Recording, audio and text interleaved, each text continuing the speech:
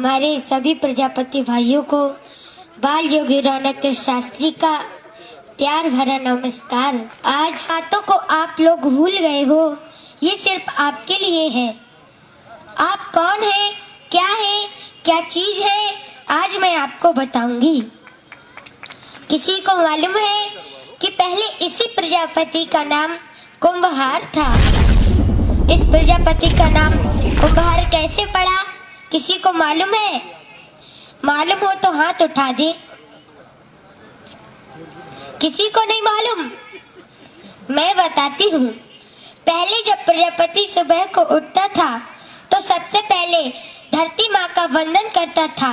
कहता था, हे सूर्य भगवान, हे चंद्रमा भगवान, हे जल देवता, हे वायु देवता, सभी को याद करते हुए कहता था, मुझे धरती की तरह धैर्यवान बनाना और सूर्य की तरह समय का पाबंद बनाना, चंद्रमा की तरह शीतल बनाना और जल और वायु की तरह मैं इस धरती के हर एक जीव के काम आऊं। मुझे ऐसा वरदान दो, मैं सबकी प्यास बुझाऊं, मैं सबके काम आऊं। हे ईश्वर, मुझे ऐसा बनाना। पहले तो ये मांगता था, पहले ये प्रार्थना करता था, और जब भगवान ने इसे इस लायक बना दिया तो इसकी सबसे पहली गलती, भगवान का ध्यान ही नहीं रहा है। अच्छा, अब किसी को मालूम है कि इस धरती पर सबसे पहले कौन आया था? सबसे पहला वैज्ञानिक कौन है? किस चीज का सबसे पहले आविष्कार हुआ था? किसी को मालूम है? सबसे पहले इस धरती पर प्रजापति ही आया था। और मेरे प्रजापति भाइयों, वही सबसे पहला वैज्ञानिक है जिसने किस चीज का आविष्कार किया? जिसने कुंभ का आविष्कार किया था, जिसे हम सब लोग घड़ा कहते हैं। कहीं कहीं पर इसे गगरी भी कहा जाता है, अलग अलग नामों से पुकारा जाता है। लेकिन जब पहली बार बना था तो इसका नाम कुंभ पड़ा था।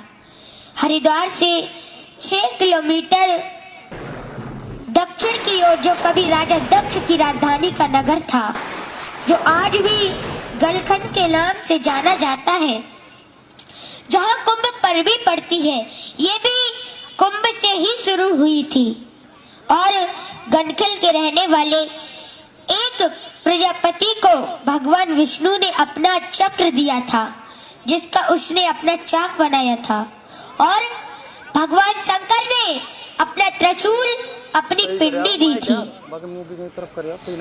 पिंडी पर उस चक्र को रखा था और त्रिशूल से उसे घुमाया था।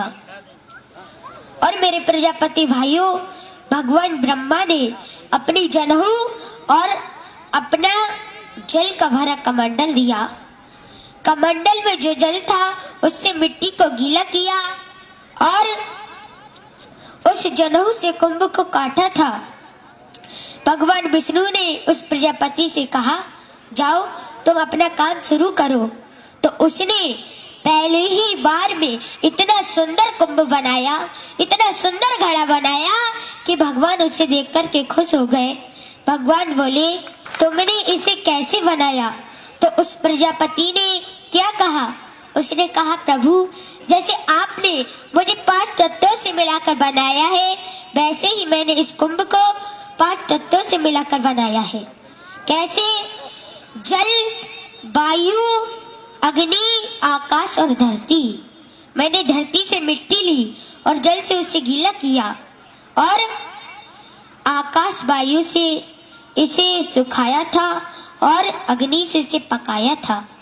भगवान इतने खुश हुए कि उन्होंने एक सुंदर सा हार अपने हाथ में लिया और उसको बाहर के डाल दिया।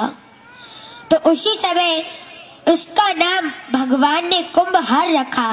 कुंभ का नाम पहले और हार का बाद में, दोनों शब्दों को जोड़ दिया तो हो गया कुंभहार। और उसी वक्त भगवान ने उसे ये वरदान दिया कि चाहे कोई भी पूजा हो, हर काम में तुम्हारी कुंभ की हर किसी को आवश्यकता पड़ेगी। तुम्हारी पूजा के बगैर कोई पूजा संपूर्ण नहीं होगी।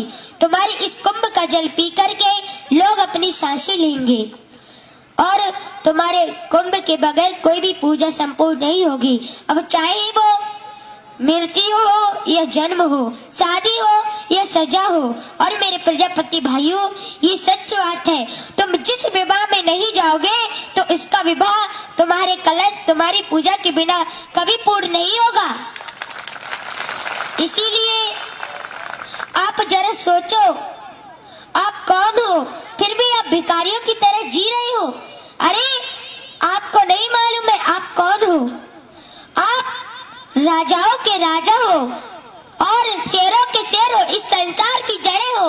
जो एक बार हिल जाए तो पूरा ब्रह्मांड हिल जाएगा। और ये ब्रह्मांड कौन है? ये ब्रह्मांड आदि प्रजापति ब्रह्मा है। ब्रह्मांड भी प्रजापति ही है और इसके रचयिता दक्ष प्रजापति है। ये भी प्रजापति है, यानी कि ब्रह्मांड भी प्रजापति है और उसका रचयिता भी प्रजापति ही है। और मेरे प्रजापति भाइयों, आप फिर भी अपना सर झुका कर जी रहे हो। आपकी एक छोटी सी गलती से आपको नीचे गिरा दिया गया है। मैं बताती हूँ, अगर किसी भाई को बुरा लग जाए तो माफ कर देना। मैं बताती हूँ, आज 20% तो प्रजापति मिट्टी के बर्तन बना रहे हैं और 80% रोजगार बंद कर दिया गया है। किसने किया है? फाइबर, प्लास्टिक, स्टील, लोहा ने। मेरे कहने का मतलब ये है कि किसी दूसरे के ऊपर निर्भय होकर मत जियो। अरे लोग तुम्हें नजरों में नीचा गिरा रहे हैं, इन्हें दिखा दो तुम कौन हो, तुम क्या हो। कैसे दिखाओगे? जब तक कोई अन्य जाति वाला तुम्हारे पास कुछ वस्तु लेने ना आए तब तक तुम उसे कुछ मत दो। और तुम्हारी जरूरत तो हर किसी को पड़ती है। कैसे? जब दीपावली का त्योहार आता है तो उस पर दियों की जरूरत पड़ती है, चिरागों की जरूरत पड़ती है, और जन्म होने पर कलश की जरूरत पड़ती है, मृत्यु होने पर कलश की जरूरत पड़ती है। शादी विवाह में जब तक तुम्हारे कलश की पूजा और तुम्हारी पूजा नहीं हो जाती तब तक वो विवाह कभी संपूर्ण नहीं माना जाता। और मेरे प्रजापति भाइयों, यहाँ तक कि सरकार को भी हमारी जरूरत पड़ती है। कैसे? जो जेल में कैदी होते हैं, जो जल पीते हैं ना, वो इसी कुंभ में पीते हैं, इसी कलश में पीते हैं। इसीलिए उनको भी हमारी जरूरत पड़ती है। इस धरती पर हुए विश्व सर्वा रावण जैसे ज्ञानी, इस धरती पर हुए विश्व सर्वा रावण जैसे ज्ञानी, जो पी पी कर बड़े हुए हमारे ही गले का पानी। इसलिए सिर उठाकर जियो, सर झुका के नहीं। तुमने अपनी पहचान अपने हाथों से खो दी है। तुम्हें नहीं मालूम है, जितने भी बड़े राजा हुए वो भी प्रजापति थे, जितने भी बड़े भक्त हुए वो भी प्रजापति थे, और जितने बड़े दैत्य हुए वो भी प्रजापति ही थे। कैसे? दक्ष प्रजापति ये प्रजापति थे और ये पूरे ब्रह्मांड के राजा थे। और भक्त प्रहलाद को देखो, ये भी प्रजापति थे, ये भगवान के बहुत बड़े भक्त थे। इनके नाते हुए बलि बहुत बड़े दैत्य थे, लेकिन बहुत बड़े दानी भी थे। भगवान के लिए इन्होंने 3 कदमों में तीनों लोक दे दिए थे, और भगवान ने स्वयं इनके दरवाजे पर पहरा दिया था। इसीलिए हमें किसी से भीख मांगने की जरूरत नहीं है, बल्कि जो हमारे दरवाजे पर ब्राह्मण आए उन्हें भीख डालने की जरूरत है। मेरे प्रजापति भाइयों, आपको नहीं मालूम है, भगवान विष्णु जो थे वो बलि के दरवाजे पर ब्राह्मण का भेष धारण कर आए थे, क्योंकि बलि उस समय यज्ञ कर रहे थे। वो हो सकता है उन्हें दान न करते, इसीलिए वो ब्राह्मण का रूप धारण कर आए थे। जब उन्होंने ब्राह्मण को अपने दरवाजे पर देखा तो भीख डालने के लिए भाग पड़े, और उन्होंने 3 कदमों में तीनों लोक दे दिए थे। वो खुद तो भिखारी बन गए और ब्राह्मण के लिए राजा बना दिया।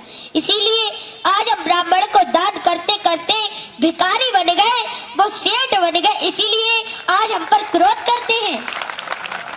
अरे जगजननी के कारण आज हम पूज रहे हैं। हर घर में जब कोई पूजा हो, जब कोई हवन हो, तो पहली आहुति प्रजापति के लिए ही लगाई जाती है। इस आहुति के बगैर कोई यज्ञ संपूर्ण नहीं माना जाता। और इनके पुत्र है गणेश। गणेश तो हर पूजा में पूजे जाते हैं और सबसे पहले पूजे जाते हैं। अरे जागो मेरे प्रजापति भाइयों, जागो। जिन माता जगजननी को आज पूरी संसार पूज रहा है, वो भी आज प्रजापति के बेटे ही है, जो आज हमारी जननी है। अरे उस मोदी को तो सभी नमस्कार करते हैं, उस मोदी को तो सभी नमस्कार करते हैं। करना है तो उस माँ को करो धन्यवाद, जिसके आगे मोदी नित्य दिन झुकते हैं।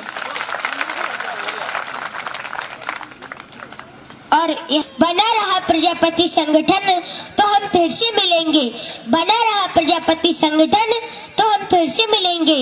ऐसा ही रहा हमारा तुम्हारा साथ तो हमारे आगे अच्छे अच्छे झुकेंगे। धन्यवाद रौनक प्रजापति जी। इस बेटी पुरस्कार दिया है, वो खुद अपने आप इस बच्ची को, जो